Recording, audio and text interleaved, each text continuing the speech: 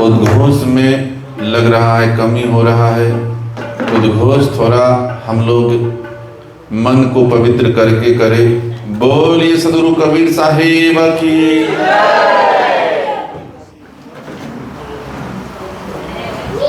बंदो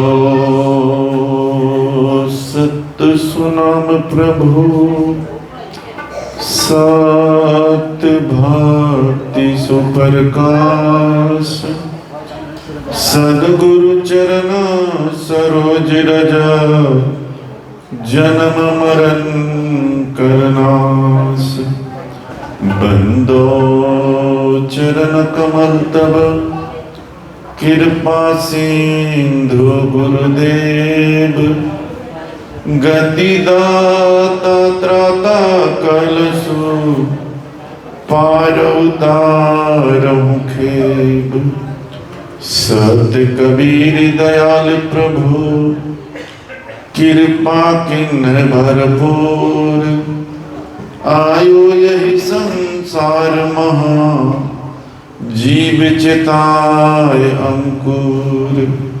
साधु रूप धरि आइया, किन्हो सबदा पुकार।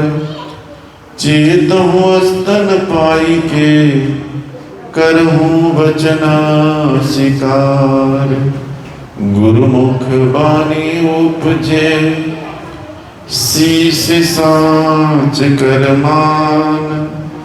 यही विधि फंदा छूटी है, और जुगुत नहीं आन।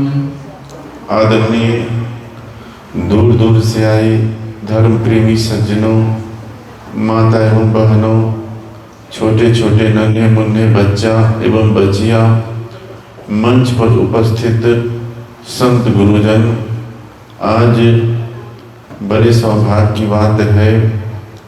सिक्किम के अंतर्गत लेमुंग जगह में स्थानीय वर्तमान महंत साहिब शीतल साहिब जी के द्वारा आज 2 दिवसीय गुरु पूर्णिमा के उपलक्ष्य में दूर दूर से संत गुरुजनों को अपने नवनिर्मित सत कबीर वचनवंशी आश्रम में साधु संतों भक्तों को बुलवा करके उनके द्वारा यह सत्संग का आयोजन किया गया है, जिसमें दूर दराज से संत गुरुजन का पदार्पण हुआ है। असम से, नेपाल से और सिक्किम के अनेकों क्षेत्र से गुरुजनों का आगमन हुआ है, जो आज सत्संग का पहला दिन और पहला सत्र है। इसी संदर्भ में हम लोग मंच पर उपस्थित संत गुरुजनों, भजन उपदेशकर्ताओं के द्वारा सदगुरु कबीर साहब के विचारों को सुन रहे थे। सदगुरु कबीर साहब के विचार को सुन करके अपने जीवन को सुधार, यह मानव तन को सुधार करने का हम लोग प्रयत्न कर रहे हैं, जिससे यह मानव जीवन हमारा सफल हो जाए। इसी संदर्भ में सदगुरु कबीर साहब के विचारों में से 1-2 शब्द को रख रहा हूँ। बोलिए सदगुरु कबीर साहिब की। साहब का इशारा है, कबीर जग में आई के, कबीर जग में आई के, सार लखाए 3, सत्य हृदय में दया, सेवा में लौलीन। सदगुरु कबीर साहब इस संसार में हम जनमानस को इशारा करते हैं। यह मानव का जीवन आपको मिला है, तो मानव जीवन को अपने अच्छे संस्कार, अच्छे विचार, अच्छे रहन सहन, अच्छे कर्म से आप यह संसार को एक प्रेरणा दे, एक शिक्षा दे, जो आपका जीवन जो है सफल हो जाए। क्योंकि यह मनुष्य जीवन आपको मिला है भक्ति करने के लिए, लेकिन भक्ति हम लोग कर नहीं पाते हैं। यह संसार को ही हम लोग अपने आप को संसार में ही फंस चुके हैं, संसार को ही अपना मान बैठे हैं। आपके द्वारा जो धन संपत्ति, रुपया पैसा, सगा संबंधी जो आपने अर्जन किया है, उसी को आप मान रहे हैं जो यह अपना है। लेकिन यह संसार में अपना कुछ नहीं है। जब यह शरीर जब आपका अपना नहीं है तो यह संसार आपके द्वारा जो उपजाया गया, संत गुरुजन कहते हैं जो उपजाए यही तन से सो न भयो अपना। जिसको हम पुत्र पुत्री को जन्म देते हैं, सगा संबंधी जोड़ते हैं, रिश्ता नाता को जोड़ते हैं, जब यह समय समाप्त होने लगता है, यह शरीर से जीव आत्मा निकलने लगता है, तब तक आपकी जितने भी रिश्ता नाता सगा संबंधी है सब यही छूट जाता है और आपको यह संसार छोड़ करके अकेला ही जाना पड़ता है। जो इस संसार के लोगों के लिए आप न जाने कितने को दुख दिए हैं, कितने को पीड़ा दिए हैं, कितने आप अपने जीवन में लूट खसोट किए हैं, कितनों की आपने हत्या किया है, लेकिन आपने जितने प्राणी को दुख दर्द दिया है वह प्राणी आपको कभी जो है माफ नहीं कर पाएगा। तो आप यह मनुष्य जीवन में विचार करें, हम किसी को दुख ना दे, किसी के साथ छल ना करे, किसी के साथ प्रपंच ना करे, किसी के पास द्वेष ना करे। क्योंकि सदगुरु कबीर साहब यह संसार के जनमानस से उनका यही उद्देश्य था, वही सदगुरु कबीर साहब का विचार था जो तुम एक दूसरे को जोड़ने का काम करो, तोड़ने का काम ना करो। लेकिन आज हम लोग क्या करते हैं, जो परिवार में भी हम लोग बिखरे हुए हैं, परिवार से ही टूटे हुए हैं, माता पिता से हम लोग टूट चुके हैं, माता पिता के प्रति श्रद्धा भाव नहीं है, समाज के प्रति श्रद्धा भाव नहीं है, अपने आप के प्रति श्रद्धा भाव नहीं है। तो विचार करके आप देख लीजिए आप किस तरह के मानव हैं और किस तरह के संत हैं, किस तरह के इंसान हैं, ये आप अपने आप में विचार करके देखिए। ये संसार को देखना हम लोगों के लिए नहीं है, हम लोगों को देखना है अंतर्मुखी होकर के। बाहर की दुनिया में अगर आप देखना प्रारंभ करेंगे तो इसमें आपका इच्छा बढ़ेगा, आपके जीवन में तनाव बढ़ेगा, आपके जीवन में मन की मनोवृत्ति बदलेगा। जो आपका मन की मनोवृत्ति कभी पूर्ण होने वाला नहीं है, क्योंकि आप लोग जानते हैं मन की इच्छा जब रावण कौरव कंस को नहीं हो सका तो हम और आपकी इच्छा कभी पूर्ण नहीं हो सकती है। इच्छाओं में अगर आप जकड़ जाएंगे तो भक्ति भाव आपका नहीं हो पाएगा और यही संसार में आप उलझ करके फंस जाएंगे।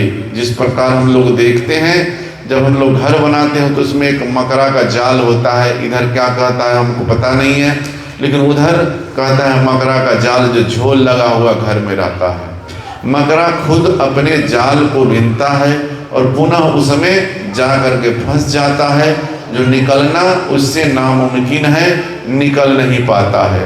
तो उसी प्रकार इस संसार में हमारे द्वारा ही माया का निर्माण किया गया है, हमारे द्वारा ही सगा संबंधी का निर्माण किया गया है और जितने भी जंजाल को हमने अर्जन किया है और यही जंजाल में फंस करके हम लोग भक्ति भाव सत्संग भजन से वंचित हो जाते हैं। सत्संग आज जो यह 2 दिवसीय गुरु पूर्णिमा के उपलक्ष्य में हमारे सिक्किम के जितने भी संत समाज के द्वारा, वर्तमान शीतल साहब के द्वारा और इनके द्वारा जो भी कमेटी है, जो भी समाज है, सभी के द्वारा यह जो सत्संग का आयोजन किया गया है, इस सत्संग से आप लोग भी दूर दूर से आकर के सारे अपने कार्य को छोड़ करके इस सत्संग में आपने भाग लिया है। तो सत्संग में आने का मतलब होता है जो सत्संग के प्रभाव से, सत्संग के विचार से आपके जीवन में परिवर्तन होनी चाहिए। अगर आप सत्संग में बैठे हैं लेकिन अगर आपके जीवन में परिवर्तन नहीं हो रहा है, आप में सुधार नहीं हो रहा है, चाहे वह आपके रहन सहन में हो, आपके खान पान में हो, आपके वातावरण में हो, अगर सुधार नहीं है तो सिर्फ आपका शरीर ही सत्संग में है और मन आपका जो है हवा की तरह भाग रहा है, तो सत्संग नहीं हो पाएगा। सत्संग में बैठने का मतलब होता है जो यह सांसारिक जो भी क्रिया है, इस क्रिया से आप वंचित हो जाए और अपने आप को सत्संग में सबसे पहले आप तन को स्थिर करिए। अगर आप सत्संग में बैठे हुए हैं, तुरंत उठ करके नीचे चले जाइएगा, तुरंत इधर उधर घूमने चले जाइएगा, तो सत्संग नहीं हो पाएगा। सत्संग में आप कोई जरूरी नहीं है जो यह 2 दिवसीय सत्संग का आयोजन किया गया है, इस सत्संग में आप 24 घंटा बैठे रहे, ये कोई जरूरी नहीं है। जितना देर आप सत्संग में बैठे उतना देर आप जो हम लोग गाते हैं, संत गुरुजन गाते हैं, श्रोता वक्ता की अधिक महिमा विचार कुंड नहाइए। श्रोता और वक्ता दोनों का जो है जब तक मिलन नहीं होगा, दोनों का ध्यान एक दूसरे के प्रति आकर्षित नहीं होगा, तो सत्संग नहीं हो पाएगा। मंच के द्वारा भजन उपदेश करता हो, प्रवचन करता हो, वह शब्द उपदेश वाणी को दे रहे हैं, लेकिन अगर श्रोता लेने को तैयार नहीं है तो वह वाणी का कोई महत्व नहीं रह जाएगा, वह निरर्थक चला जाएगा। और आपने अपना बहुमूल्य समय यह सत्संग में दिया है, यह बहुमूल्य समय आपका निरर्थक चला जाएगा, बेकार चला जाएगा। तो आप सत्संग में 10 मिनट ही बैठिए, लेकिन 10 मिनट सत्संग को सुनकर अपने जीवन में बदलाव लाइए, अपने आप में बदलाव लाइए, अपने आहार व्यवहार में बदलाव लाइए, तभी सत्संग हो पाएगा। अन्यथा आप पूरे जीवन, 1 दिन को कौन कहे, 2 दिन को कौन कहे, महीना को कौन कहे, पूरे साल को कौन कहे, पूरा आपका जीवन सत्संग में आप बैठे हुए हैं, लेकिन ध्यान आपका एकाग्र नहीं है, तो आपके जीवन में सत्संग का प्रभाव नहीं है, सत्संग से आप वंचित हैं। तो ये आप अपने मन में विचार करें। जो अभी हम लोग जितने भी माता बहन भाई बंधु बैठे हुए हैं, हम लोगों को कहा जाता है समाज के द्वारा, दूसरे मत पंथ के द्वारा, जो यह कबीर पंथ के मानने वाले, जो सत्य कबीर वचन वंशीय प्रणाली जो है, ये वचन वंश पंथ को मानने वाले हैं। तो ये आप अपने मन में विचार करके देखें, जो क्या आप अपने वचन पे अडिग हैं, क्या आपके अंदर में सत्यता है, क्या आपके अंदर में शील है, क्या आपके अंदर में संतोष है, क्या आपके अंदर में विनम्रता है, क्या आपके अंदर में क्षमा है, क्या आपके अंदर में प्रेम है। अगर यह आपके अंदर है तो आप पूरे दावा के साथ कह सकते हैं जो हम सत्य कबीर वचन वंशीय संत हैं, कबीर साहब के मानने वाले हैं, कबीर साहब के बताए हुए मार्ग पर हम चल रहे हैं, आप दावा के साथ कह सकते हैं। लेकिन अगर हमारे अंदर सिर्फ बाहरी बनावट है, लेकिन अंदर की अगर सजावट नहीं है, शरीर की सजावट हम लोग करते हैं, ये बाहरी सजावट है, घर की सजावट हम लोग करते हैं, शरीर की सजावट हम लोग फैशन से कर सकते हैं, बहुत प्रकार का क्रीम पाउडर आया हुआ है जो हम लोग बाहरी सजावट कर सकते हैं, अच्छे कपड़े को पहन सकते हैं, ये बाहरी सजावट है, इससे आपके अंदर का कोई लेना देना नहीं है। अंदर जब तक आपका जो है सजावट नहीं होगा, तब तक यह शरीर का कोई महत्व नहीं है। तो अंदर का सजावट कैसे होगा? जब आपके अंदर ज्ञान हो जाए, आपका मन निर्मल हो जाए, आपका विचार निर्मल हो जाए, आपका स्वभाव निर्मल हो जाए, तब आप जो हैं वास्तविक में अंदर की सजावट आपके अंदर है। अगर आप बाहर से कितना हो जो है भजन करते रहे, सत्संग करते रहे, लेकिन अंदर से अगर आपके पास दया नहीं है, सेवा नहीं है, करुणा नहीं है, तो समझ लीजिए आप संत तो हैं लेकिन बाहरी संत हैं, अंदर से आप संत नहीं हैं। अगर आप अपने आप को यह भाव जान ले तो समझ लीजिए आपका जीवन धन धन हो जाएगा। सदगुरु कबीर साहब का इशारा है जो संत गुरुजनों के द्वारा हम लोग सुनते हैं, कबीर मन निर्मल भया जैसे गंगा नीर, पीछे पीछे हरि भजत कहत कबीर कबीर। जो व्यक्ति का स्वभाव निर्मल है, विचार निर्मल है, वैसे व्यक्ति, वैसे संत, वैसे मानव के पीछे भगवान भी वैसे भक्त को तलाश करते हैं, गुरु भी वैसे शिष्य को तलाश करते हैं जो हमारे सानिध्य में बैठे, हमें सेवा की भावना हमारे साथ रहे, वह जन कल्याण के लिए समाज में खड़ा रहे। तो ये आपको विचार करना है, जो हमारे मन की सफाई कैसे होगा। शरीर की सफाई तो हम लोग करते हैं, जो बहुत सारा साबुन सर्फ बना हुआ है जिससे हम लोग शरीर की सफाई करते हैं, लेकिन मन की सफाई कैसे होगा। जैसे हम लोग शरीर का जो भोजन होता है, जो इस सत्संग में हमारे शीतल साहब के द्वारा व्यवस्था किया गया है, चावल दाल सब्जी रोटी या जो भी सामग्री है जिससे शरीर का यह भोजन है, इससे शरीर की मजबूती होती है। आप बाहर से देखने में अच्छा लगते हैं, लेकिन अंदर मजबूत कैसे होगा। आपका अंदर आत्मा मजबूत होगा सत्संग करने से, जो हम लोग सत्संग नहीं कर पाते हैं। भोजन हम लोग 3 टाइम करते हैं, समय समय से भोजन करना, समय समय से नाश्ता करना, समय समय से सारा क्रिया हम लोग कर लेते हैं। लेकिन आप अपने आप में यह विचार करें, जो क्या आप सत्संग नित्य करते हैं। अगर आप नित्य सत्संग नहीं करेंगे तो आपका शरीर ही मजबूती होकर रह जाएगा, आपका आत्मा मजबूत नहीं होगा। ये आप विचार करके देख ले। और सदगुरु कबीर साहब के द्वारा हम लोगों को इशारा किया जाता है, 5 पहर धंधे गया, 3 पहर गया सोए, और 1 पहर गुरु भक्ति बिना मुक्ति कैसे होए।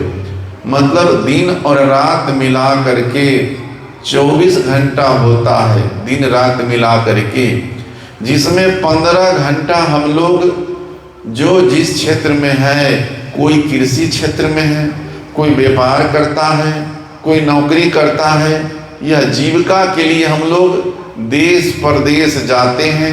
कहीं 12 घंटा ड्यूटी लोग करते हैं, कहीं 8 घंटा करते हैं, कहीं 15 घंटा करते हैं, जिससे हमारे परिवार का भरण पोषण होगा, हमारे घर की गरीबी दूर होगा, हमारे घर में बच्चे के पढ़ने के लिए अच्छी शिक्षा होगी, जी यह भौतिक जीवन में होगा।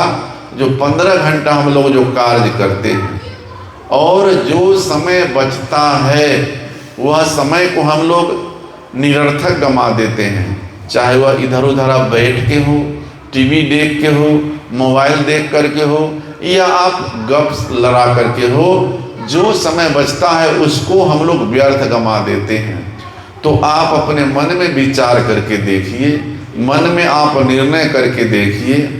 अगर आप 24 घंटा में से जिस परमात्मा को आप मानते हैं, जिस इष्ट को मानते हैं, जिस गुरु के बताए हुए मार्ग को आप मानते हैं, अगर वह उनके लिए अगर आपने 24 मिनट 24 घंटा में से अगर आपने नहीं निकाला, तो आप विचार करके देखिए आपका गति मुक्ति कैसे होगा। बिना सत्संग भजन का, बिना ज्ञान का, बिना साधना का आप अगर चाहे जो हमें मुक्ति मिल जाए, ये संभव नहीं है। मुक्ति पाने के लिए आपको पुनः कर्म करने की जरूरत है, जो हम लोग कर्म को नहीं कर पाते हैं, सिर्फ मुक्ति की तलाश करते हैं साधारण में। तो साधारण ज्ञान से हमें मुक्ति नहीं मिलेगा। साधारण लोग चाहते हैं जो हमें कुछ ज्ञान की प्राप्ति हो जाए, इससे कुछ नहीं होने वाला है। हम लोगों को हमेशा समर्पण की भावना रखना होगा, भक्ति भाव से जुड़ना होगा, और अपने आप को सत्संग नित्य प्रतिदिन करना होगा। एक दिन के सत्संग में अगर आप यह सत्संग में बैठे हुए हैं, यह बहुत बड़ा हॉल बना हुआ है, अगर आप एक दिन के सत्संग से चाहे जो हमें परिवर्तन हो जाए तो संभव नहीं है। सत्संग जो व्यक्ति रोज करता है, वही व्यक्ति को सत्संग सुनने में और सत्संग करने में आनंद आता है। जो रोज भजन गाता है, वही व्यक्ति को भजन गाने में और भजन सुनने में आनंद आता है। जो व्यक्ति घर का काम रोज करता है, उसी को घर का कार्य करने में अच्छा लगता है। 6 महीना जो घर का कार्य छोड़ दिया, अगर वह चाहेगा जो हम पुनः कर ले तो उसको करने में थोड़ा सा कष्ट होगा, फिर वह प्रयास करने से कर सकता है, लेकिन अगर चाहे तुरंत अगर हो जाए ये संभव नहीं है। उसी तरह हम लोगों को सत्संग जो व्यक्ति रोज करता है वही व्यक्ति को सत्संग में बैठने में भी आनंद आता है, और जो व्यक्ति सिर्फ सत्संग में पिकनिक का माध्यम मानता हो, जाते हैं घूम लेंगे, वह व्यक्ति सत्संग को नहीं कर सकता है, सिर्फ वह अपने समय को व्यर्थ गंवा देगा। जो वह समय वह व्यक्ति के जीवन में दोबारा वापस नहीं आ पाएगा। जो संत गुरुजनों के द्वारा हम लोगों को यह दिशा निर्देश दिया जाता है, जो बीता हुआ समय कभी वापस नहीं आने वाला है। किसी नीतिकारों के द्वारा भी हमें कहा गया है, बीत गया सो मुर्दा है, आने वाला सपना है, वर्तमान में बंधन काटे, यही समय आपका अपना है। जो आपका समय बीत गया वह समय कभी वापस आने वाला नहीं है, उसे याद करने से भी आपको कोई फायदा मिलने वाला नहीं है।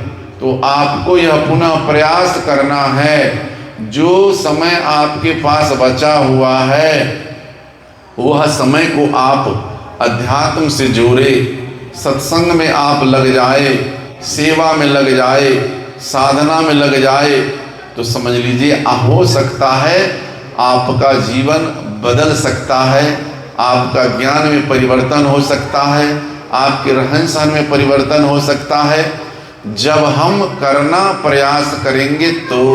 क्योंकि पढ़ने के लिए कोई चाहता नहीं, उसे प्रेरित किया जाता है, उसे स्कूल भेजा जाता है, तब बच्चे के अंदर शिक्षा का ज्ञान होता है, और शिक्षा का जब ज्ञान होने लगता है तो वही बच्चा पढ़ लिख करके एक दिन डॉक्टर, कलेक्टर, इंजीनियर, बैरिस्टर बनता है। उसी प्रकार से सत्संग में अगर हम लोग अगर सत्संग की महिमा को, सत्संग के महत्व को, सत्संग के विचार को जानना प्रारंभ कर देंगे तो हो सकता है एक दिन आप भी इस मंच पर के बैठ करके आप किसी को शिक्षा दे सकते हैं। आप संत महापुरुषों के विचारों को सुन करके अपने जीवन में उतार करके आप भी किसी को शिक्षा दे सकते हैं। यह करने की चीज है, जब तक करेंगे नहीं तब तक अनुभव नहीं होगा। जैसे हम लोगों को संत गुरुजनों के द्वारा उपदेश दिया जाता है, जो जीव पर दया करो, भूखे को भोजन दो, प्यासे को पानी दो, निसहाय को मदद करो, दिन दुखियों पर दया करो।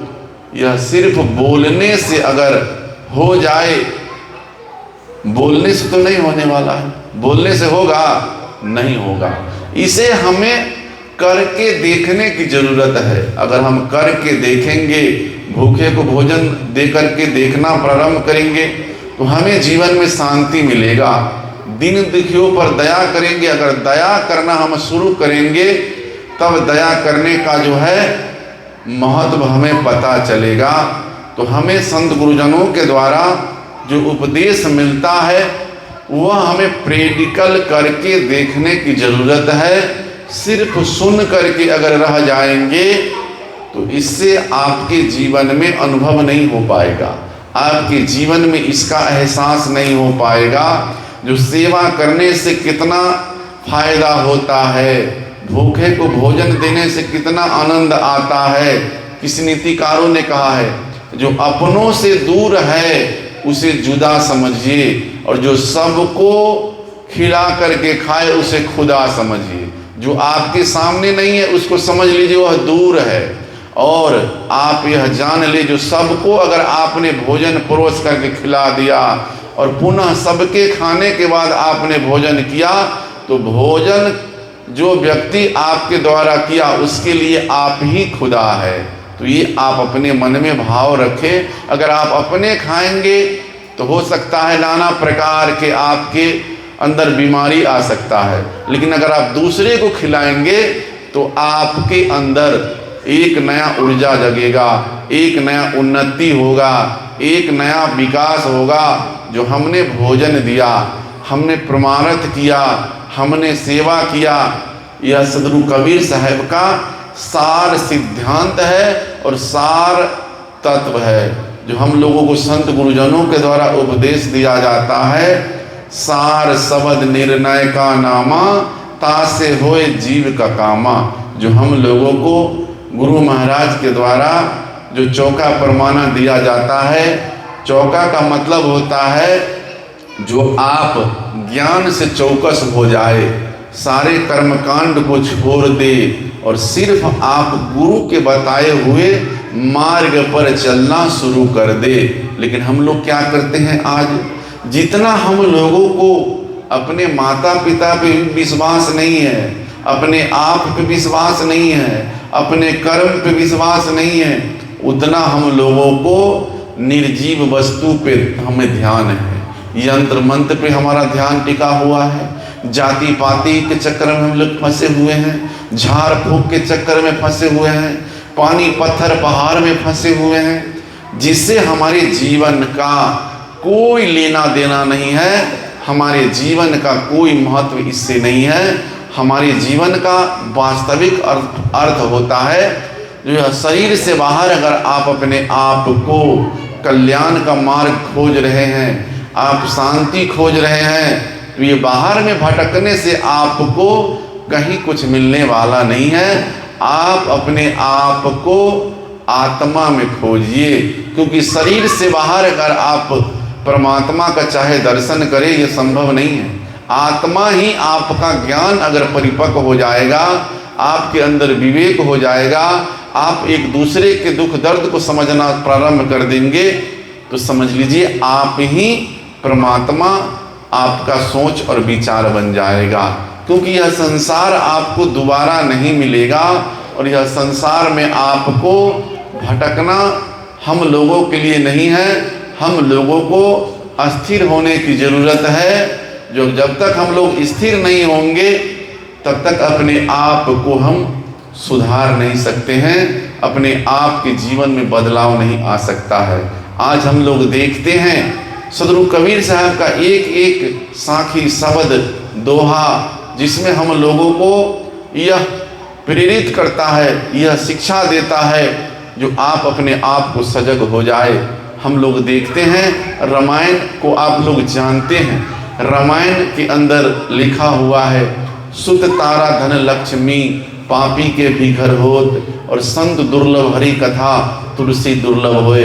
आप जानते हैं यह मनुष्य जीवन में धन संपत्ति रुपया पैसा, पापी से भी पापी व्यक्ति है, वह किसी तरह से चोरी करके हो, हिंसा करके हो, बेईमानी करके हो, लूट करके हो, ठग करके हो, वह अर्जन कर सकता है। ये साधारण बात है। लेकिन अपने घर में संत गुरुजनों को बुलाना, सत्संग कराना, सेवा करना, परमार्थ करना, ये सबके बस की बात नहीं है।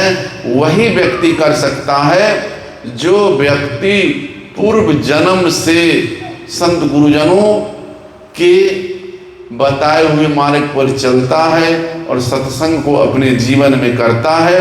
वही व्यक्ति अपने आप को सत्संग में बैठ सकता है।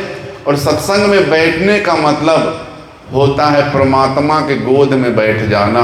अगर आप संसार में कहीं चारों धाम यात्रा करेंगे तो वहाँ पे आपको पानी पत्थर पहाड़ ही मिलेगा, अध्यात्म का ज्ञान नहीं मिलेगा। अध्यात्म का ज्ञान तभी मिलेगा जिस प्रकार हम अपने बच्चे को भौतिक ज्ञान को प्राप्त करने के लिए, और भौतिक ज्ञान प्राप्त करके वह डॉक्टर कलेक्टर इंजीनियर बन सकता है, उसी प्रकार हमें अध्यात्म का ज्ञान चाहिए। तो कहीं न कहीं हमें संत गुरुजनों के सानिध्य में बैठना होगा, उनसे सत्संग करना होगा, तभी हम अपने आप को एक दिन अध्यात्म का ज्ञाता हो सकते हैं और अपने जीवन में अध्यात्म से हम जुड़ सकते हैं। अध्यात्म का मतलब होता है अपने आप के अंदर हम अपने आप में अवगुणों को छोड़ दे और संत गुरुजनों के द्वारा, अपने माता पिता के द्वारा, अपने बड़े बुजुर्ग के द्वारा जो सद्ज्ञान और सद्विचार दिया गया है उसको अपने जीवन में हम उतार करके अपने आप में हम अपने रहनी वृत्ति में उतारे, तभी हम अपने आप को विचार कर सकते हैं। और इस संसार के अंदर आप चाहे जो हमें कोई सुख दे दे, ऐसा कुछ नहीं। आप अपने कर्म के द्वारा ही आपके जीवन में सुख की अनुभूति होगी और आपके जीवन में दुख की अनुभूति होगी। जो संत गुरुजनों के द्वारा हम लोग सुनते हैं, काहू के न कोई सुख दुख दाता, अनिज कीर्त कर्म भोग हो भराता। इस संसार में आप अपने कर्म के द्वारा सुख की प्राप्ति होगी और अपने कर्म के द्वारा ही दुख की प्राप्ति होगी। तो ये आपको अपने मन में विचार करना है, जो हम अपने कर्म को किस प्रकार से करें जिससे हमें जीवन में दुख की निवृत्ति हो और हमारे जीवन में सुख मिले। और सुख हमें यह संसार के समानों में सुख नहीं है। अगर आप यह जानते होंगे, जो धन से कोई व्यक्ति सुखी है तो बड़े बड़े धनवान इस दुनिया में है, क्या वह सुखी है? अगर सोना चांदी से कोई व्यक्ति सुखी है तो आप जाइए, सबसे ज़्यादा जो सोना का काम करता है उसके पास सोना है, क्या वह सुखी है? क्या अगर आप जानते हैं जो बेटा बेटी से लोग सुखी है तो जाइए, जिसके पास 2-4 लड़का लड़की है उससे जाकर के पूछिए क्या वह सुखी है? यह संसार के अंदर सुख है ही नहीं। सुख है तो आपके अंदर आत्मा में, जो सदगुरु कबीर साहब के द्वारा हम लोगों को यह शिक्षा दिया गया है, चाह गई चिंता गई मनमा बेपरवाह, जिसको कुछ नहीं चाहिए वही शहंशाह होए। यह जीवन में जितना आपके पास है उसमें अगर आप संतुष्ट हैं तो दुनिया का सबसे सुखी व्यक्ति आप हैं। अगर आपके पास सारे दुनिया का धन संपत्ति आपको ही दे दिया जाए, लेकिन अगर आपका मन अगर शांत नहीं है, आपका इच्छा जब तक नहीं मरा, तो समझ लीजिए सबसे दुनिया में गरीब व्यक्ति आप ही हैं। आपसे ज़्यादा इस दुनिया में कोई गरीब व्यक्ति नहीं है। तो आप यह विचार करें, जितना आपके पास है उसी में आप खुश रहने का प्रयास करें और इच्छाओं के पीछे मत भागे, देखा देखी के पीछे मत भागे। यह दुख का, आपके जीवन में दुख का कारण है। क्योंकि संत गुरुजनों के द्वारा सदगुरु कबीर साहब का यह उपदेश हम लोगों के लिए बहुत बड़ी प्रेरणादायक है, जो आज तक सदगुरु कबीर साहब के अलावा इस दुनिया में किसी महापुरुषों ने नहीं कहा। सदगुरु कबीर साहब के द्वारा कहा गया है, साईं इतना दीजिए जामे कुटुंब समाए, मैं भी भूखा ना रहूं साधु भूखा न जाए। ये सदगुरु कबीर साहब की वाणी है। तो इस संसार में हमें इतना धन संपत्ति चाहिए जिससे हमारे परिवार का भरण पोषण हो जाए, हमारे पड़ोसी का भी थोड़ा भरण पोषण हो जाए, और जो हमारे यहाँ साधु महात्मा अतिथि अभ्यागत आ जाए उनको हम सेवा कर ले, तो समझ लीजिए हमारे जीवन में बहुत बड़ा उपलब्धि होगी। हमारे लिए यह सौभाग्य की बात है। लेकिन आज हम लोग देखते हैं, जो हम लोग सिर्फ सत्संगों में सुनते हैं, अपने परिवार में अपने समाज में हम लोग यह शब्द का उपयोग नहीं करते हैं, यह मंत्र का उपयोग नहीं करते हैं। ये आप अपने मन में विचार करके देखें। हम लोगों के जीवन में यह प्रेरणा मिलता है, यह सीख मिलता है, जो अगर आपको कोई पद मिला है तो वह पद आपके पास नहीं रहेगा। यह इसका भी एक लिमिट है।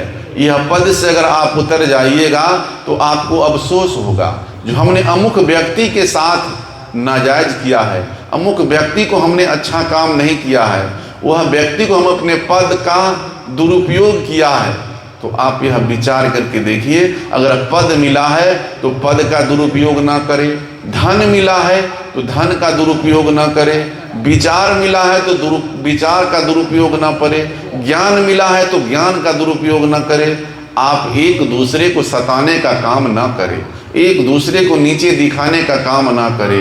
ये मानव का कर्तव्य बनता है, मानव का विचार बनता है, मानव का सिद्धांत बनता है, जो हम लोग सिद्धांतवादी बनने की जरूरत है। और जो व्यक्ति अगर सिद्धांतवादी नहीं बन पाया, समझ लीजिए मनुष्य का जीवन पाके भी वह मनुष्य का अगर उसके पास गुण नहीं है, मनुष्य का विचार नहीं है, मनुष्य का ज्ञान नहीं है, तो सिर्फ मनुष्य का शरीर ही है और ज्ञान नहीं है तो वह पशु समान है। जैसे हम लोग देखते हैं कभी कभी रास्ते चलते हैं तो कोई व्यक्ति क्या करता है, बहुत नशा करके रोड के किनारे पड़ा हुआ रहता है, कोई व्यक्ति नाला में पड़ा हुआ रहता है, कोई व्यक्ति स्टेशन पर सोया हुआ रहता है। तो आप वैसा अगर हैं तो समझ लीजिए शरीर मनुष्य का है लेकिन आपका विचार मनुष्य जैसा नहीं है, ज्ञान मनुष्य जैसा नहीं है। क्योंकि पशु और मनुष्य में इतना ही फर्क है, जो मनुष्य एक ज्ञानी प्राणी है, मनुष्य एक विवेकी प्राणी है, मनुष्य के अंदर आत्मज्ञान है, लेकिन पशु पक्षी जो है उसके पास मन नहीं है, उसके पास ज्ञान नहीं अर्जन कर सकता है, क्योंकि वह शरीर में ही जीता है। क्योंकि जैसे हम लोगों को मन होता है, जो थोड़ा सा हम लोग अच्छा मकान बना ले, एक गाड़ी खरीद ले, अच्छा कपड़ा खरीद ले, तो हम लोग खरीदते हैं। लेकिन अगर पशु पक्षी को वह मन नहीं है, वह शरीर में जीता है, वह अगर चाहे जो हम 4 चक्का गाड़ी खरीद ले, हम एक मकान बना ले, अच्छा कपड़ा पहन ले, ये संभव नहीं है। जैसे हम लोग देख ले, एक मूर्ख आदमी जो कम पढ़ा लिखा व्यक्ति है, वह व्यक्ति को अगर हम लोग एनजीपी स्टेशन से दिल्ली का अगर टिकट दे देंगे तो वह किसी तरह से दिल्ली चला जाएगा। लेकिन एक पशु पक्षी को अगर दिल्ली का टिकट हम दे दें तो वो सिल्लीगुड़ी के चारों तरफ घूम करके वहीं रह जाएगा। उसी प्रकार हम लोगों के जीवन में जब तक ज्ञान का बोध नहीं होगा, हमारे जीवन में अंधकार समाप्त नहीं होगा, आत्मज्ञान नहीं होगा, भ्रम हमारे जीवन में नहीं खत्म होगा, तब तक यही संसार में हम लोग उलझे हुए रह जाएंगे। जैसे हम लोग देखते हैं मिट्टी का जो घड़ा होता है, मिट्टी का घड़ा जो अभी गर्मी का मौसम है, बहुत घर में जिसको हम लोग सुराही बोलते हैं, उसमें पानी को ठंडा करने के लिए लिया जाता है। तो पानी जब तक वह घड़ा में है, सुरक्षित है, घड़ा में थोड़ा सा अगर छेद होता है तो वह पानी पुनः जाकर के जमीन में समा जाता है, जहाँ उसको जाना है वहीं वह चला जाता है, जमीन के अंदर समाहित हो जाता है। लेकिन हम लोगों के अंदर जब तक अज्ञानता है तब तक हम लोग इस संसार में फंसे हुए हैं। जब तक आत्मज्ञान जिस दिन आपके जीवन में आ जाए, जिस दिन आपके अंदर समझ में आ जाए यह संसार एक दिन छोड़ के जाना है, इस संसार में अपना कोई नहीं है, यह आप विचार करके देख ले, उस दिन से आप जो है अपने आप को अपने कर्म के द्वारा, अपने विचार के द्वारा शरीर परिवार में रखना है और विचार को विदेह बना ले। देह रहित आपका कर्म अगर विदेह है तो समझ लीजिए आपका जीवन धन धन हो जाएगा। लेकिन अगर इसी में आप उलझे हुए हैं, इसी में उलझ करके अपने जीवन को व्यतीत कर रहे हैं सारे कुछ जानते हुए, तो समझ लीजिए यह अज्ञानता है, यह भूल है। और आप यह जान ले, संत गुरुजनों के द्वारा, माता पिता के द्वारा, भाई बंधु के द्वारा अगर हमें अपने जीवन में सुधार का मौका मिले तो हमें सुधर जाना चाहिए। क्योंकि संत गुरुजनों के द्वारा हम लोगों को उपदेश दिया जाता है, समझाए समझे नहीं, करे बहुत अभिमान, गुरु को शब्द अच्छे दिखे, कहे सकल हम जान। हम लोगों को इतना सत्संग के माध्यम से, भजन के माध्यम से, साखी शब्द के माध्यम से समझाया जाता है, लेकिन हम लोग समझ नहीं पाते हैं, हम लोग नादान बन जाते हैं, हम लोग अज्ञानी बन जाते हैं। तो समझ लीजिए अज्ञानी बनने से काम नहीं होगा, हम लोगों को समझने की जरूरत है, विचार करने की जरूरत है। अभिमान को छोड़ करके जो संत गुरुजनों का जो पद चिन्ह है, जो हमें दिशा दिया जाता है, उस दिशा पर हमें चलने की जरूरत है। जब तक हम लोग चलेंगे नहीं तब तक काम होने वाला नहीं है। आज हम लोग देखते हैं सदगुरु कबीर साहब के द्वारा हम लोगों को यह दिशा निर्देश किया जाता है, जो हम अपने आप को यह निर्णय करें, जो मानव पूजा से बढ़कर के कोई पूजा नहीं है, गुरु पूजा से बढ़कर के कोई पूजा नहीं है, माता पिता की सेवा से बढ़कर के कोई सेवा नहीं है। लेकिन हम लोग पुनः फिर वही जा करके माता पिता की सेवा हम लोग नहीं कर पाते हैं। जिस माता पिता ने हमें जन्म दिया है, पोस पाल के बड़ा किया है, धर्म है उनकी सेवा करना, उनके आगे सुबह शाम शीश नवाना, और उनके आगे कोई और देवी देवता नहीं है। लेकिन हम लोग क्या करते हैं, माता पिता हमारे लिए कितना कष्ट सहते हैं, दिल्ली पंजाब जा कर के नौकरी करते हैं, नौकरी करके हमारे लिए घर बनाते हैं, हमें शिक्षा देते हैं, हमारे लिए मकान का अच्छा मकान बनाते हैं। जो वह माता पिता हमारे लिए कुछ नहीं है, और हम लोग अपने मन के मति चलते हैं। जो मन के मति चलना नहीं चाहिए, मन को हमेशा अपने अंदर में रखना चाहिए, अपने हाथ में उसको ज्ञान का अंकुश लगा करके उस पर हमेशा अपने आप को विचार करना चाहिए। जो हमारा मन किस प्रकार का ज्ञान दे रहा है, जो मन का जो ज्ञान होता है वह आपको हमेशा दुख देगा। हमें आत्मा से विचार करना है। आत्मा आपका जो है कभी आपको अज्ञान दशा में नहीं ले जाएगा। आत्मा आपको कहेगा कि आप सत्मार्ग पर चलिए, सद्विचार पे चलिए, जिससे आपके जीवन में जीवन आपका अच्छा बन सके। जो संत गुरुजनों के द्वारा हमें यह उपदेश दिया जाता है, सकलो दुर्मति दूर भगाओ, कागा गवन गति छाड़ी के हंस गति अपनाओ। जब तक हम अपने आप के अंदर के दुर्मति को समाप्त नहीं करेंगे, तब तक हमारा अच्छा जन्म नहीं बन सकता है। जिस प्रकार हंस को अगर दूध दे दिया जाए तो उसके चोंच में जो है खटास होता है, वह छेना को अलग रख देगा, पानी को अलग कर देगा। उसी प्रकार अगर आप अपने आप के जीवन में कागा रूपी विचार उसको छोड़ करके आप अपने जीवन को हंस बनाना चाहते हैं, आप अपने जीवन को परमहंस बनाना चाहते हैं, तो आप अज्ञानता को छोड़ करके ज्ञान को पकड़ करके आप अपने कर्म के द्वारा हंस की उपाधि प्राप्त कर सकते हैं। क्योंकि मनुष्य ही अपने कर्म के द्वारा हंस बनता है, परमहंस बनता है, चक्र बनता है, बहुचक्र पर बनता है। तो ये आप अपने आप में विचार करें, जो आपको साधारण ही रहना है या आपको अपने कर्म के द्वारा कुछ आगे बढ़ना है, आगे कुछ करना है। जिस प्रकार हम लोग यह सुख सुविधाओं के लिए धन को अर्जन करते हैं, जो यह संसार में रह जाएगा, उसी प्रकार हम भक्ति भाव को अर्जन करेंगे, जो अगर इस बार अगर करेंगे तो आगे हमको मिलेगा। क्योंकि मनुष्य का जीवन आपको दोबारा नहीं मिलेगा। और यही मानव जीवन में संत गुरुजनों के द्वारा हमें कहा जाता है, मानव मानव में भेद है, और यही मानव में देव बसत है, यही मानव में प्रेत। एक व्यक्ति ऐसा होता है जिसका विचार, स्वभाव, रहनी वृत्ति, वह एक दूसरे को समदर्शी देखता है, एक दूसरे से प्रेम रखता है, किसी के प्रति जो है कटुक वचन का प्रयोग नहीं करता है जिससे उसकी वह व्यक्ति को हानि हो जाए। और एक व्यक्ति मनुष्य जीवन पा के भी वह प्रेत जैसा विचार रखता है, उसका बोली बानी रहन सहन सब जो है विपरीत होता है। तो समझ लीजिए मनुष्य जीवन में जिसका विचार अगर सुंदर नहीं है, समझ लीजिए वही प्रेत है। तो आपको यह निर्णय करना है, जो हमें प्रेत बनना है या देवता बनना है, ये आपको ही निर्णय करना है।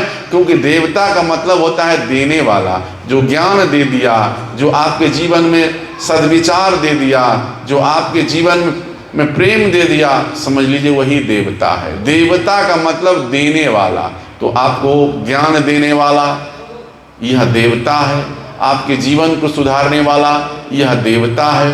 तो हम अपने जीवन में ये आप पर निर्भर करता है, जो हमें देवता बनना है या प्रेत बनना है, ये आप पर निर्भर करता है और आपके कर्म पर निर्भर करता है। जो संत गुरुजनों के द्वारा हम लोगों को कहा जाता है, कर्म तेरा अच्छा है, कर्म तेरा अच्छा है तो किस्मत तेरी दासी है, मन तेरा साफ है तो घर में मथुरा काशी है।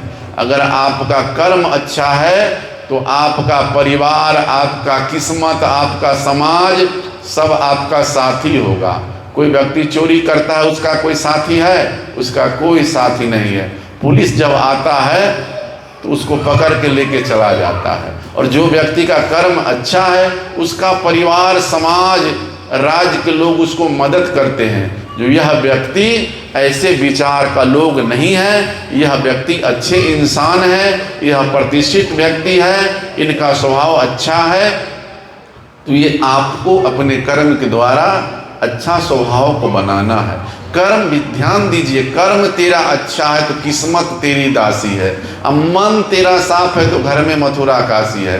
अगर मन अगर आपका अच्छा है तो आपके घर में पूरा तीर्थ है, आपके घर में चारों धाम है। अगर मन में कलेश आ जाए तो आपको हेलीकॉप्टर से अगर मतलब अमेरिका ले जाए तो भी आपके हेलीकॉप्टर में घुटन लगेगा हम यहाँ पे मर रहे हैं। अगर मन आपका अच्छा है तो आप जहाँ है, जिस हाल में है, चाहे जंगल में क्यों न है, आप बहुत अच्छे हैं। तो आपका जीवन चारों धाम बनाना चाहते हैं तो आप अपने घर को चारों धाम बनाइए। आज हम लोग देखते हैं, हम लोग अच्छा घर बनाते हैं, अच्छा घर में एक डाइनिंग हॉल बनाते हैं, एक बेडरूम बनाते हैं, और एक क्या करते हैं, एक थोड़ा सा हम लोग घर में मंदिर बनाते हैं, किसी कोने में मंदिर का भी जगह बनाते हैं। अगर आप अपने विचार को बदल दे, आप अपने स्वभाव को बदल दे, आपके अंदर प्रेम जग जाए तो आपका पूरा घर मंदिर बन जाएगा। और वह मंदिर में असली देवता कौन है? जो संत गुरुजन आपको कभी कभी मिलेंगे, जब सत्संग भंडारा होगा तो मिलेंगे, या बड़ा आयोजन होगा तो मिलेंगे। लेकिन जो आपके माता पिता जन्म दिए हैं वह देवी और देवता आपके अंदर 24 घंटा है। वह देवी देवता की अगर आप पूजा कर ले, उनकी आराधना कर ले, उनके ज़रूरतों को आप पूरा कर ले, तो इससे बड़ा इस दुनिया में कोई पूजा नहीं है। तो आप विचार करके देखिए, क्योंकि विचार से ही आदमी महान बन जाता है, और विचार से ही आदमी हैवान बन जाता है, विचार से ही शैतान बन जाता है। तो ये आप पर निर्भर करता है, जो आपको इंसान बनना है, शैतान बनना है, हैवान बनना है, ये आप अपने आप में विचार करके देखिए। क्योंकि इस संसार में कोई दुख देखना चाहता है? कोई इस संसार में दुख देखना नहीं चाहता है। सब चाहता है जो हमारा जीवन सुखी हो। तो सुखी होने के लिए आपको वैसा कर्म करने की जरूरत है। आप अगर संत गुरुजनों के द्वारा हम लोग सुनते हैं, साधु भया तो क्या भया, बोले नहीं विचार, हितय पराई आत्मा जीव भया तलवार। हम लोग जितने भी माता बहन भाई बंधु बैठे हुए हैं, अगर हम और आप यह शरीर की सजावट कर ले, चंदन तिलक लगा ले, वेशभूषा बना ले, लेकिन अगर आपका अगर विचार अगर साधु जैसा नहीं है, आपका रहने वृत्ति साधु जैसा नहीं है, तो आप साधु नहीं हैं। जो संत गुरुजनों के द्वारा हमें उपदेश दिया जाता है, शीतल शब्द कबीर का, तो सदगुरु कबीर साहब का इशारा है, शीतल शब्द कबीर का। तो अगर आपका वाणी शीतल नहीं है, आपका आहार व्यवहार शीतल नहीं है, आपका विचार शीतल नहीं है, तो आप संत नहीं हैं। संत का मतलब होता है एक दूसरे को शांति देना और अपने आप में शांत रहना। लेकिन हम लोग क्या करते हैं? हम लोग शांत नहीं हैं। शांति नहीं होने का कारण है हम लोग यह संसार को देख करके अशांत हैं। जो एक महल बनाया हमको 2 महल बनाना जरूरी है, वह 3 बनाया हमें उसको नीचे करके 4 महल बनाना जरूरी है। इसी के चक्कर में हम अपने आप को पूरे जीवन को अशांत करते हैं। और अंतोगतवा होता क्या है? जो हमारे पास कुछ जाता उता नहीं है, जो आपके द्वारा सोना चांदी रुपया पैसा जितना है सब यहीं रह जाता है। अंत समय आपके साथ जाता क्या है? संत गुरुजनों के द्वारा यह उपदेश दिया जाता है, संग चले सो धन है भाई, छूट जाए सो माया। तो आप अपने मन में विचार करके देखिए, घर द्वार कोई लेके जा सकता है? कोई लेके जाएगा? नहीं लेके जाएगा। सोना चांदी कोई लेके जाएगा? नहीं लेके जाएगा। गाड़ी बंगला कोई लेके जाएगा? नहीं ले जा पाएगा। तो आपके साथ कौन सा धन जाएगा? ये सारा धन आपके द्वारा जो कमाया हुआ है सब धन यहीं रह जाएगा। तो आपके साथ वही धन जाएगा जो आप पर उपकार करेंगे, आप दीन दुखियों पर दया करेंगे, आप एक दूसरे से प्रेम की भावना रखेंगे, एक दूसरे से भाईचारा की भावना रखेंगे। कोई व्यक्ति बीमार लाचार व्यक्ति है, उसको आप मदद का हाथ बटाएंगे, वह आपका साथी होगा। अन्यथा जो आप बनाए हैं वह सब यहीं रह जाएगा। तो इसका सारांश यही है, जो आप संग चलने वाले धन को भी अर्जन कीजिए, यहाँ रहने वाला तो यहाँ ही रह जाएगा। और भक्ति भाव में समस्या आएगा, पारिवारिक समस्या आएगा, आर्थिक समस्या आएगा, पड़ोसी की समस्या आएगा। सारे समस्या को झेलते हुए हम लोग भक्ति भी करें। और भक्ति तभी हो सकता है जब हमारा भाव अच्छा हो। जिस प्रकार भाव अगर अंदर से अच्छा नहीं है, ऊपर से अगर आप यहाँ कोई संत गुरुजन आए तो मजबूरी में आप उनको भोजन दे दिए, मजबूरी में आप उनको घर में ठहरने के लिए कह दिए, तो भक्ति नहीं हुआ, वो मजबूरी हो गया। अगर आपको संत का दर्शन हो तो अंदर से प्रसन्न हो जाइए। जो हमारे यहाँ महापुरुषों का आगमन हुआ है, हमारे घर का आज उदय होने वाला है, हमारे घर का अज्ञानता समाप्त होने वाला है, हमारे घर का अंधकार समाप्त होने वाला है, इसीलिए हमारे घर में आज संत गुरुजनों का पदार्पण हुआ है। यह भाव अगर रहेगा तभी आपके जीवन में फलित होगा। नहीं तो संत गुरुजन को देख करके ऊपर से आप हर्षित हैं और अंदर से दुखित है, तो वह सेवा करने से आपको कोई लाभ मिलने वाला नहीं है। ये आप अपने मन में विचार करके देखें, क्योंकि विचार करना हम लोगों का कर्तव्य बनता है, विचार करने का हम लोगों का दायित्व बनता है। और विचार मनुष्य ही कर सकता है। जो संत गुरुजनों के द्वारा हमें उपदेश मिलता है, करहु विचार याते सब दुख जाई। जो व्यक्ति अपने जीवन में विचार करके चलेगा उसके जीवन में दुख नहीं होगा। और जो विचार नहीं करेगा, बिना विचारे कुछ कर देगा, थोड़ा गुस्सा आ गया, किसी का घर तोड़ दो, किसी से झगड़ा कर लो, किसी को गाली दे दो, किसी को मर्डर कर दो, बिना विचारे करेगा तो थोड़ा देर के बाद जब गुस्सा ठंडा होगा तब आपको अफसोस आएगा।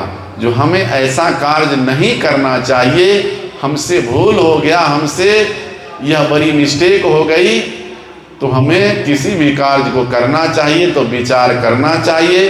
और अपने आप में हमेशा सहनशीलता होना चाहिए, तुरंत हम जीवन में क्रोधित नहीं होना चाहिए। जो संत गुरुजनों के द्वारा हमें उपदेश दिया जाता है, कोर कार धरती सहे और सहे बन राय, कुटिल वचन संत सहे और सहा न जाए। तो हम अपने जीवन में जहाँ तक बन पड़े सहने की क्षमता रखनी चाहिए। जिस प्रकार हम लोग धरती माता पे कितना हम लोग गंदगी फैलाते हैं, कितना हम लोग कफ पित्त वायु थूक खखार फेंकते हैं, धरती सहन करती है। उसी प्रकार संत का जो जीवन होता है, संत का जो विचार होता है, हम लोगों को इसमें सहन करने की ज़रूरत है। हम लोगों के अंदर जब तक सहनशील नहीं हो पाएंगे तब तक हम अपने आप में परिवर्तन नहीं ला पाएंगे। क्योंकि सत्संग में आकर के अगर परिवर्तन नहीं हो पाया तो सत्संग नहीं हो पाया। ये आप विचार करके देखें, क्योंकि संत हमें हमेशा विचार देते हैं और विचार को सुन करके अपने आप में हमें बदलाव लाने की ज़रूरत है।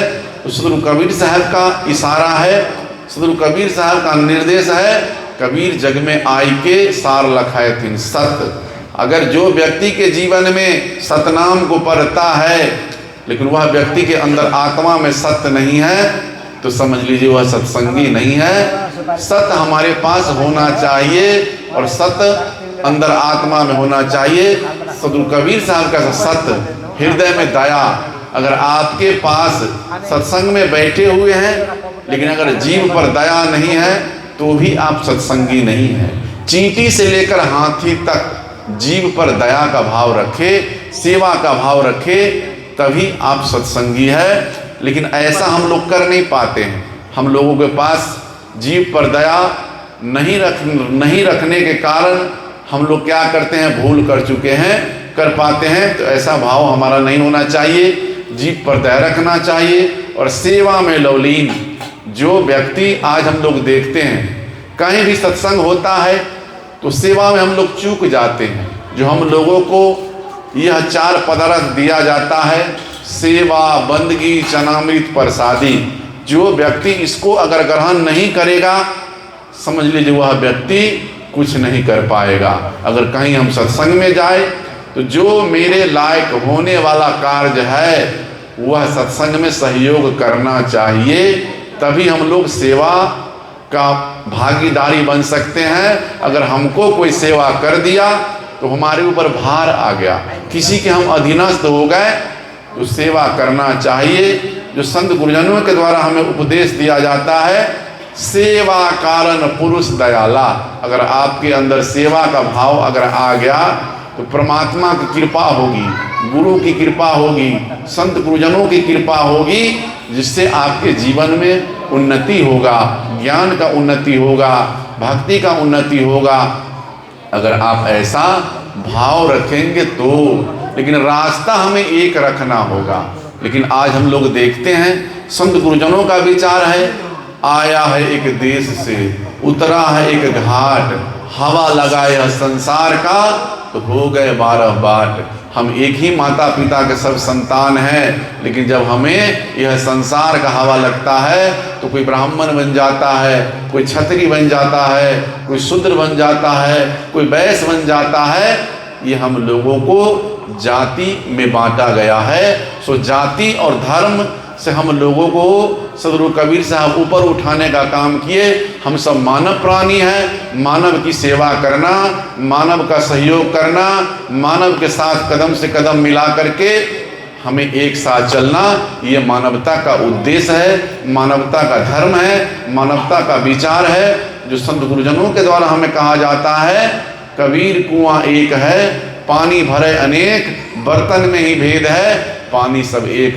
यह संसार के जितने भी मानव है, चाहे वह हिंदू, मुस्लिम, सिख, ईसाई, सब परमात्मा माता पिता के द्वारा ही इन्हें जन्म दिया जाता है। और हर घर में 9 महीने में ही बच्चा का जन्म होता है। लेकिन इस संसार में आने के बाद हम लोग जो है एक दूसरे में बट चुके हैं। जो सदगुरु कबीर साहब के विचार के अनुकूल ऐसा हम लोगों को नहीं करना चाहिए। सब हम परमात्मा के संतान हैं, सबों के प्रति प्रेम और श्रद्धा, दया का भाव होना चाहिए, तब हम मानव हैं। और मानव का कर्तव्य बनता है जो अपने आप को हम एक दूसरे के प्रति दया भाव, सेवा भाव रखना चाहिए, जिससे हम अपने आप को मनुष्य जीवन सफल बना सके। इस संसार में आप न कुछ लेके आए हैं, और जाने के लिए अगर चाहे तो आप लेके जा सकते हैं। आप अपने अच्छे कर्म, अच्छे संस्कार, अच्छे विचार, यह संसार छोड़ के भी जाएंगे तो अगर आपका कर्म अच्छा है, आपका विचार अच्छा है, तो भले आप देश दुनिया में नहीं फैल पाए, जिस समाज में है, जिस परिवार में है, वहाँ अगर आपका गुण का लोग अगर गुणगान करना प्रारंभ कर दे तो समझ लीजिए आपका जीवन धन धन हो जाएगा। और यह शरीर का महत्व तभी तक है, यह शरीर के अंदर बोलने वाला जीव आत्मा है। इस शरीर से जीव आत्मा अगर निकल जाए तो कितना हूँ आप ज्ञानी है, कितना हूँ आपका हार चाम सुंदर है, इससे कोई फर्क नहीं पड़ता है। यह शरीर को तुरंत घर से बाहर निकाल करके आपका डेरा शमशान हो जाएगा। जो संत गुरुजनों के द्वारा उपदेश दिया जाता है, मानुष तेरा गुण भरा, मांस न आवे काज, हार न होते आभरण, त्वचा न बाजे बाज। यह शरीर का महत्व तभी तक है आपके अंदर गुण है। अगर गुण नहीं है, कितना हूँ आपके पास रूप रंग गहना श्रृंगार है, इसका कोई महत्व नहीं है। तो हमें गुण की जरूरत है। यह शरीर छोड़ने के बाद आपके शरीर का न मांस काम आने वाला है, न हड्डी काम आने वाला है, न आपका चमड़ा काम आने वाला है। शरीर का कोई भी अंग काम आने वाला नहीं है। काम तभी तक है जब आपके अंदर जीव आत्मा है, बोलने वाला सत्ता है। तो जब तक बोलने वाला असत्ता है, तब तक आप इससे जितना आप अच्छा काम करें, यह आपके लिए एक वरदान बन जाएगा, आपके अंदर यह एक मिसाल बन जाएगा, जिससे आपके जीवन में सुख की अनुभूति होगी। और सदगुरु कबीर साहब के द्वारा हम लोग को यह दिशा निर्देश दिया जाता है, इस संसार में हम लोग ऐसे कर्म को करें, यह ऐसे विचार को अपनाएं, ऐसे भक्ति भाव को अर्जन करें। जिस प्रकार भौतिक जीवन में हम धन को अर्जन करते हैं, उसी तरह भक्ति भाव को अर्जन करें। यह शरीर भी अगर हमको यह संसार से छोड़ना पड़े तो हमें दर्द ना हो, तकलीफ ना हो, कष्ट ना हो। जो हमने सत्संग नहीं किया, हमने भजन नहीं किया, हमने सेवा नहीं किया, हमने परोपकार नहीं किया, हमने दिन दुखियों पर दया नहीं किया, यह हमें सोचने का मौका न मिले। यह शरीर भी छोड़ना पड़े तो गर्व से यह शरीर महसूस हो जो हमने अच्छे कर्म को किया है, अच्छे संस्कार अपने जीवन में लाया है। क्योंकि यह कर्म का भागी कोई नहीं है। आपके द्वारा जो धन संपत्ति रुपया पैसा कमाया है सब लूट खसोट के खाएगा, लेकिन जब जमराज आएगा तो कर्म का फल आपको ही भोगना पड़ेगा। ये आप पर निर्भर करता है और आपके विचार पर निर्भर करता है जो किस तरह हम अपने आप को जीवन यापन करें। और अपने जीवन में संत गुरुजनों के द्वारा यह उपदेश दिया जाता है, जो आप अगर सत्संग में आपके जीवन में बदलाव नहीं हुआ, आपके जीवन में सुधार नहीं हुआ, तो दुनिया में आपका सुधार कहीं नहीं होने वाला है। ये आप अपने मन में विचार करके देखें और अपने आप में हमेशा यह भाव बना रहे जो हम अपने आप को एक दूसरे का मदद का भाव रखे, सेवा का भाव रखे, दया का भाव रखे और अपने आप को सत्संग को सुन करके अपने जीवन में सदगति प्राप्त हो, हमें जीवन में सुख शांति प्राप्त हो। समय का अभाव है, इतना ही शब्दों के साथ हम अपनी वाणी को विराम देते हैं। बोलिए सदगुरु कबीर साहिब की, संत भगवान की, आज की आनंद की।